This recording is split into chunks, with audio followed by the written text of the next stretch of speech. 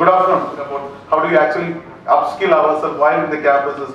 These are the questions I think which is in front of our thing. So this is something which we need to translate into action, where this action has to happen again through a collaboration between academy and industry. So how is the campus allowing and encouraging students to be a self-learners?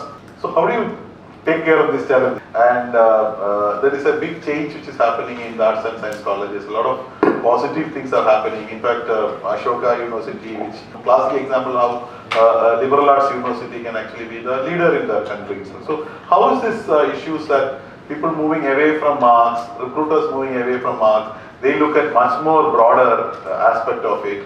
So how does a campus like Malvenis addresses this, and your general perspective also? Thank you very much for bringing this crucial issue to the center stage really. As teachers, we are really concerned about this complex scenario emerging in the recent years.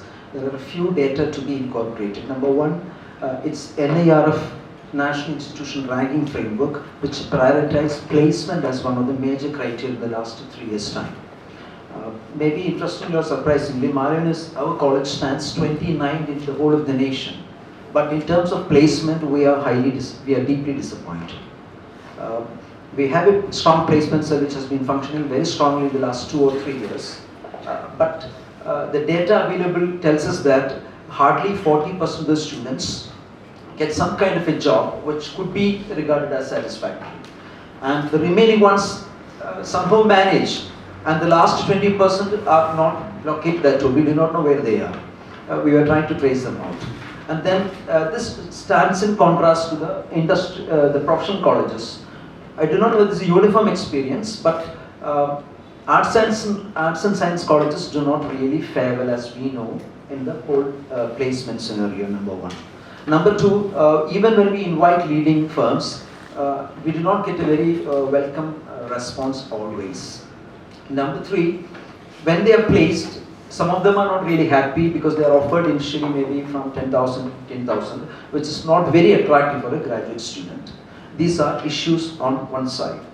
Then on to teacher side, except for the NIRF and some references here and there about the NAC, within the NAC accreditation process, our performance is rated on the basis of the scores they get in the examination.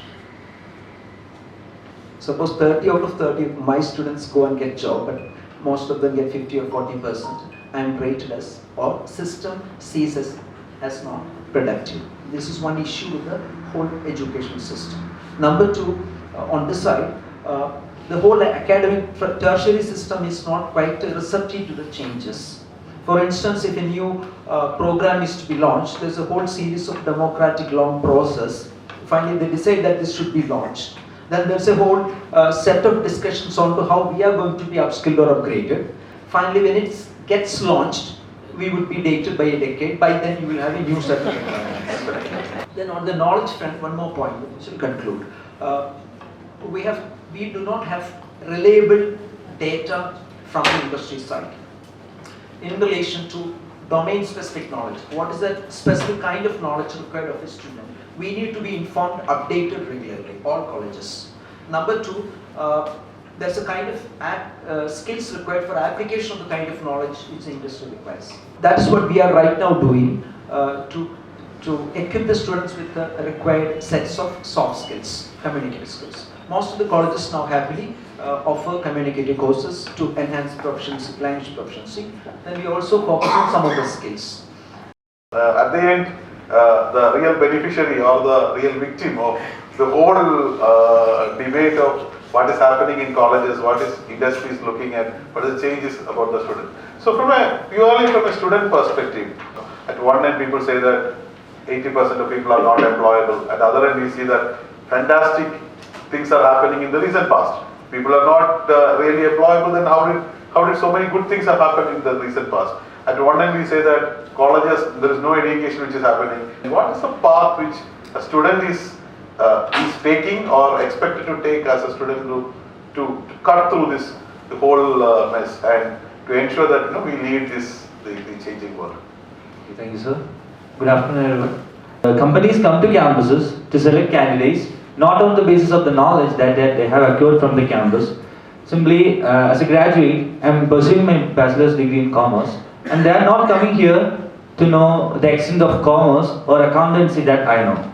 But they are coming here and recruiting us guys on the basis of some other criteria or some other things that we are good at. Recruitment process and all those sort of kind of add-on courses will come usually in the final year of college, and some of us will come to a college and they will give some soft skill classes or some finishing school like sort of stuff, and those can't develop us. Actually, that will give an idea that the situation, the scenario is like that, and if we want to get succeed, then we will have to be good at certain things. But those things should be developed from the earlier stages, and those can't be built at the back end stage. Actually, the recruitment process comes in the final year, and we are getting some sort of training or those sort of stuff. Actually, in earlier times, government was the single largest employer. Actually, the providing a lot of employment. But nowadays, private sector has turned to the biggest employer, and government employment opportunities are reducing. Not reducing, but private sector employment opportunities are increasing. And considering the population scenario of India, we can't give employment to all the people that we have here. So I don't think there is an end of jobs, but we would be equipped in order to suit the employment opportunities that are here, and that shouldn't be forced upon the people to develop some skills or criteria that only during the final semester of the college. Those qualities or certain things should be developed from the earlier stages. As a student, earlier we can always say that my college did not teach me, so that I have not learned. That's not anymore not relevant, because suppose a particular course or a talent is not in this college, you have n number of sources available. So